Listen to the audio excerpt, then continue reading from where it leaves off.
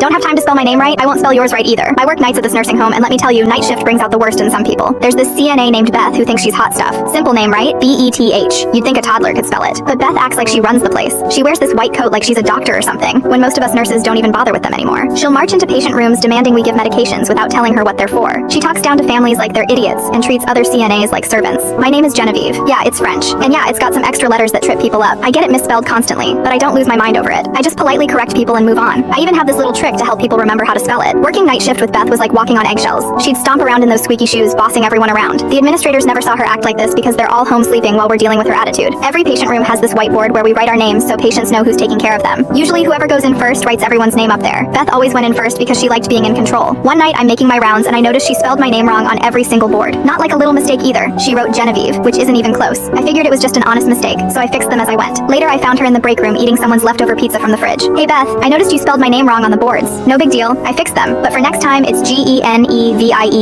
She didn't even look up from the pizza. I don't have time for that. Not sorry or thanks for letting me know. Just, I don't have time for that, in this nasty tone like I was bothering her with something ridiculous. That's when something clicked in my brain. If she doesn't have time to spell my name right, then I don't have time to spell hers right either. Beth was assigned to like 12 patients that night. I was only assigned to 6 because nurses have different responsibilities, but that meant she had her name on 12 whiteboards throughout the building. I waited until she went on her smoke break. Yeah, she took 3 smoke breaks per shift while the rest of us covered for her. Then I went to every single room she was assigned to. Room 204, changed Beth to Bethany. Room 207, Elizabeth. Room 210, Bethel. I got creative with it. Bethann in 213, Bethesda in 215. My personal favorite was room 218 where I wrote Bethlehem in big letters. By the time I was done, I had used 12 different variations of her name. Some were real names, some were just whatever popped into my head that started with Beth. The next morning during shift change, I'm giving report to the day nurse when we hear Beth absolutely losing it at the nurse's station. She's yelling about how someone vandalized the boards and how disrespectful it was. The day shift supervisor walks over to see what the commotion is about. Beth is waving her arms around, red-faced, demanding to know who changed her name on all the boards. Well, the supervisor says, looking at the boards, these all look like reasonable variations of Beth to me. Maybe whoever wrote them just wasn't sure of the exact spelling. Beth pointed right at me. She did it. She's mad because I didn't spell her stupid French name right. The supervisor raised an eyebrow. So you're admitting you misspelled Genevieve's name first? That's when Beth realized she'd just told on herself. Her face went from red to purple. She started stammering about how she didn't have time to worry about spelling when she had so many patients to take care of. Interesting, the supervisor said, because Genevieve only has 6 patients and managed to spell everyone's name correctly on her boards. You have 12 patients and somehow only misspelled one person's name, the same person you're now accusing of retaliating against you. Beth opened her mouth to argue, but nothing came out. The supervisor continued, maybe if you spent less time on smoke breaks and more time paying attention to details, this wouldn't be an issue. From that day forward, Beth never spelled my name wrong again.